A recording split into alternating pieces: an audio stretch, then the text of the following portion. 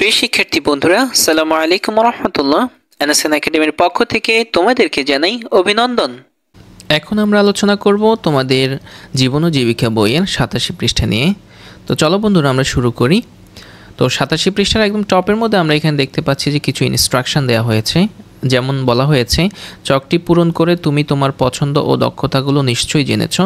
তাহলে সবাই চলো তোমার পছন্দ ও দক্ষতাসমূহ বিবেচনা করে ভবিষ্যতে তুমি কি কি করতে চাও বা কি কি হতে চাও তার একটি তালিকা তৈরি করি।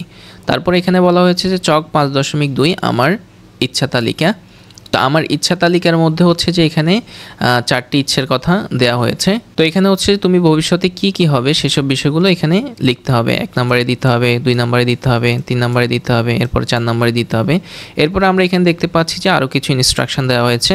বলা হয়েছে যে নিজেকে নিয়ে তোমার যেমন অনেক পরিকল্পনা বা স্বপ্ন রয়েছে, তেমনি তোমাকে নিয়ে হয়তো তোমার বাবা মা, ভাই বোন, পরিবারের অন্যান্য কোনো সদস্য এবং বন্ধুবান্ধবেরও অনেক স্বপ্ন থাকতে পারে। চলো একটা মজার কাজ করি। তোমার অভিভাবক, ভাই বোন ও বন্ধুবান্ধবের কাছে জিজ্ঞেস করো তোমার পছন্দ কী, তোমার যোগ্যতাগুলো কী এবং তারা তোমাকে ভবিষ্যতে কী হিসেবে দেখতে চায়।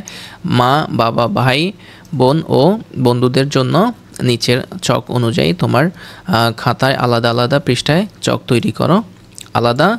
আলাদা করে সবার মতামত গ্রহণের পর নিজের চকের মতামতগুলো লেখো। আচ্ছা, এটা হচ্ছে যে আমাদের পরবর্তী পৃষ্ঠার কাজ, এই যে এই পৃষ্ঠার কাজ। তো এটা আমাদের এখন এই পৃষ্ঠায় প্রয়োজন নাই। তো প্রিয় বন্ধুরা, এই চকটির আনসারটি হচ্ছে যে আমরা আমাদের আনসার সেকশানে খুবই সুন্দরভাবে তোমাদের জন্য সাজিয়ে রেখেছি। এখন তোমাদেরকে নিয়ে যাবো সেখানে, আর সেখানে যাওয়ার আগে বলে নিচ্ছি, যদি আমাদের ক্লাসগুলো তোমাদের ভালো লাগে প্লিজ আমাদের ভিডিওতে একটি লাইক দিবে এবং হচ্ছে যারা অলরেডি সাবস্ক্রাইব করেছো তাদের সবাইকে জানাচ্ছি অসংখ্য ধন্যবাদ। যারা সাবস্ক্রাইব করোনি প্লিজ এখনই সাবস্ক্রাইব করে ফেলো। এই হচ্ছে ষষ্ঠ শ্রেণী জীবন ও জীবিকা বইয়ের 87 পৃষ্ঠার সমাধান।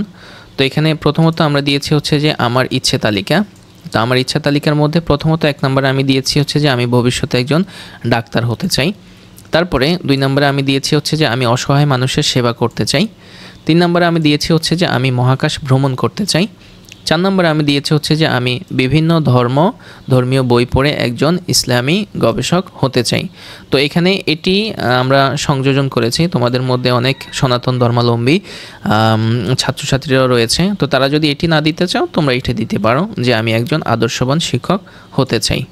সো প্রিয় বন্ধুরা, এইটিই ছিল হচ্ছে তোমাদের 87 পৃষ্ঠার সমাধান। আশা করি তোমরা বুঝতে পেরেছ। আর আমাদের সঙ্গে থাকার জন্য তোমাদেরকে জানাচ্ছি অসংখ্য ধন্যবাদ।